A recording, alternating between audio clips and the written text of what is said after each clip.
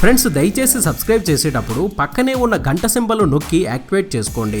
అలాగే already subscribe చేసిన వాళ్ళు కూడా బెల్ బటన్ నొక్కడం మర్చిపోకండి. కత్తి కార్తీక ఈ పేరు తెలియని బుల్లితెర ప్రేక్షకులు ఉండారంటే అతిశయోక్తి కాదు. ఈ అమ్మాయి కత్తి యాంకర్ గా అందరికీ పరిచయమే.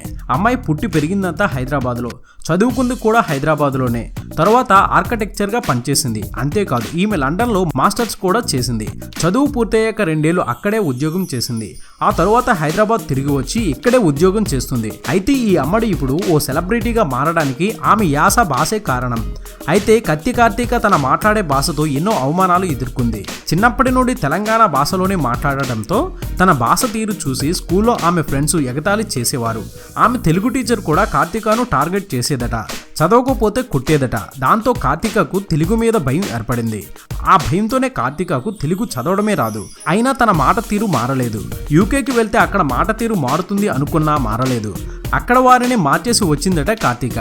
బుల్లితెరలో పలు టీవీ కార్యక్రమాలకు పనిచేసిన కార్తీక ఒక బిజినెస్ ఉమెన్ కూడా. దాని ద్వారా ఇంటీరియర్ డిజైన్ ప్రాజెక్ట్స్ చేస్తుంది. అయితే ఈ మధ్య ఇంటీరియర్ హోస్ట్ గా ప్రసారం అవుతున్న బిగ్ బాస్ లోని 14 మంది కంటెస్టెంట్స్ లో కత్తి కార్తీక ఒకరు. దీంతో ఆమెకు ఫుల్ పాపులారిటీ వస్తుంది. ఈ కార్యక్రమంలో తన భాషతో ఆకట్టుకుంటుంది కత్తి కార్తీక. అయితే బిగ్ బాస్ లో పాల్గొంటున్నందుకు ఆమె భారీగానే పారితోషికం తీసుకున్నట్లు సమాచారం. కార్తీక వారానికి ఏకంగా 3 లక్షల రూపాయలు తీసుకుంటుందట. కార్తీక నిజ జీవితంలో కూడా ఒక కుమారుడు ఉన్నాడు. ఈ విషయం చాలా మందికి తెలియదు. కత్తి కార్తీకకు మంచి గుర్తింపు రావాలని, ఆమె ముందు మరిన్ని కార్యక్రమాలు చేయాలని మనము ఆశిద్దాం. ఇది బులెటిన్. మరొక తాజా బులెటిన్ తో మీ ముందుకు వచ్చేస్తాను. అనుక్షణం మనకు మూవీ అప్డేట్స్ అందిస్తున్నాం మన ఎస్వీఆర్ మీడియా యూట్యూబ్ ఛానల్ ని సబ్స్క్రైబ్ చేయండి, మమ్మల్ని ఆశీర్వదించండి. Please subscribe and thank you.